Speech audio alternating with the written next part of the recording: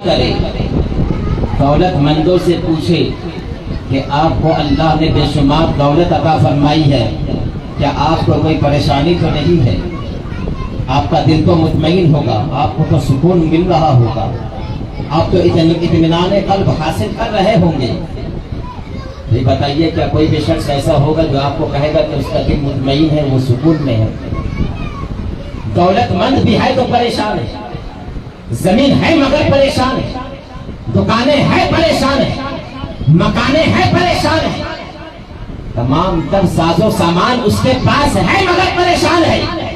اس لیے کہ سکون کی وجہ اللہ نے دولت نہیں فرمائی، سکون کی وجہ اللہ نے مال نہیں فرمائی، بلکہ سکون کی وجہ اللہ نے قرآن مقدسہ میں فرمایا الا بذکر اللہ تطمئن القلوب۔ یہی وجہ ہے کہ غریب نواز سلطان الہند عطائے رسول پیدا ہوئے خراسان کی سرزمین پر اور مزار مبارک ہندوستان میں ہے۔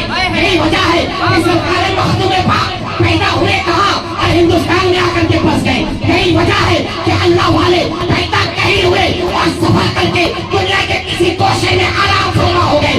دنیا پہ دولت کی طلب میں نہیں، شہرت کی طلب میں نہیں، جاؤ حسمت کی طلب میں نہیں، بلکہ دین کی خدمت کے لیے، اس لیے کہ اللہ کے ذکر میں دلوں کو سکون ملے۔ نعرہ تکبیر، نعرہ رسالت، اللہ کے ذکر میں دلوں کو سکون ملے۔ اللہ بذکر اللہ تطمئن القلوب۔ سرکار وارث پاک عالم پناہ رضی اللہ تعالی عنہ ہمیشہ پیدل ہی رہتے،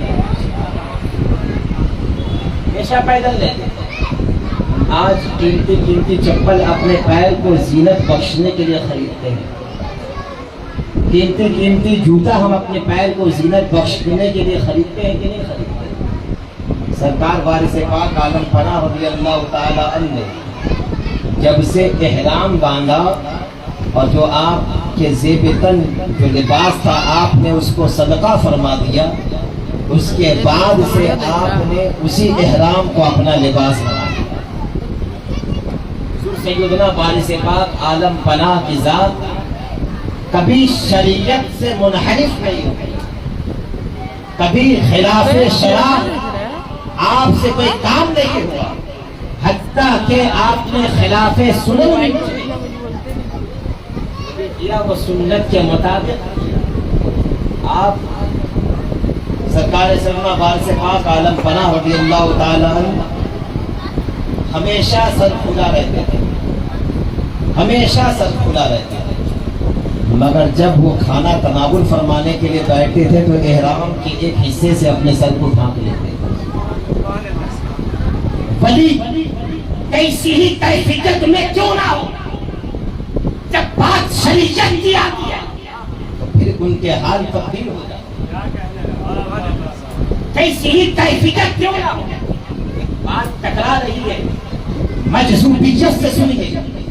سرکار وارث پاک عالم پناہ بھی اللہ کی یاد میں محو رہنے والی ذات، مرد کلندر ہے، یاد الہی میں مست ہے۔ ایسے ہی ایک مجذوب بارگاہ اعلیٰ حضرت میں ٹہل رہا تھا، اعلیٰ حضرت کی گلیوں میں ٹہل رہا تھا۔ سرکار اعلیٰ حضرت رضی اللہ تعالی عنہ نے ملاحظہ فرمایا کہ وہ مجذوب اپنی زبان حال سے کہہ رہے ہوتے ہیں کہ میں تو رسول پاک علیہ الصلوۃ والسلام کے اختیارات کو زمین کے اوپر دیکھتا ہوں مگر آسمان میں نہیں دیکھتا، میں رسول کے اختیار کو دنیا میں دیکھتا ہوں، آسمان پر نظر نہیں آتا۔ اعلیٰ حضرت رضی اللہ تعالیٰ عنہ فرماتے ہیں اے مجذوب، اے دیوانے، تجھے میرے نبی کا اختیار نظر آئے یا نہ آئے مگر میرے نبی کی قدرت جس طرح سے زمین والوں پر ہے اسی طرح سے آسمان والوں پر بھی ہے۔ میرے نبی کی حکومت جس طرح زمین والوں کے اوپر نافذ ہے اسی طرح سے آسمان والوں کے اوپر بھی نافذ ہے۔ میرے نبی کی سلطنت جس طرح سے زمین والوں پر ہے اسی طرح سے آسمان والوں پر ہے۔ آپ نے یہ فرمایا، وہ مجذوب کہتے کہ نہیں، زمین پر تو دکھتا ہے، آسمان پر نہیں دکھتا۔ آپ فرماتے ہیں کہ تجھے دکھے نہ دکھے، فرماتے ہیں کہ زمین پر دکھے نہ دکھے، کسی کو نظر آئے نہ نظر آئے، مصطفیٰ جان رحمت علیہ السلام کے اختیار جس طرح سے زمین پر ہے اسی طرح سے آسمان پر ہے۔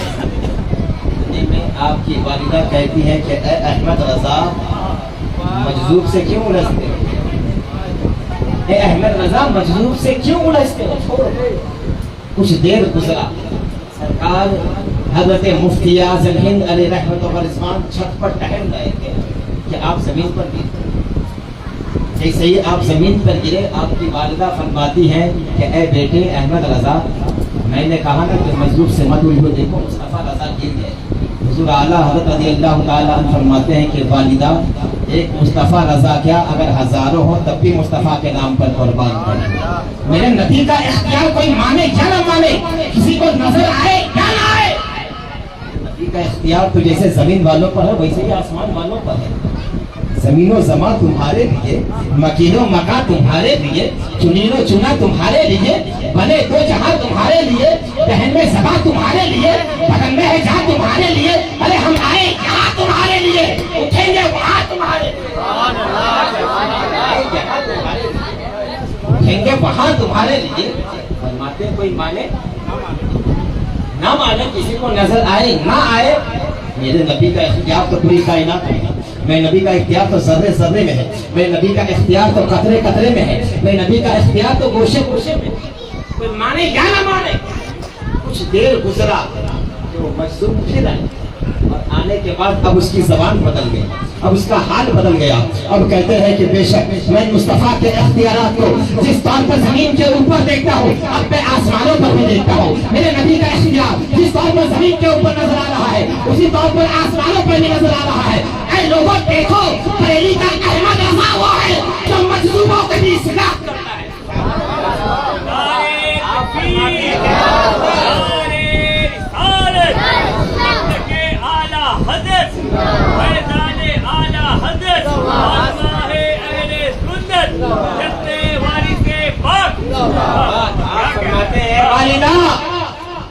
اس طرح کے مجذوب تو فقیر سے آتے ہیں، اصلاح کراتے رہتے ہیں۔ سبحان اللہ۔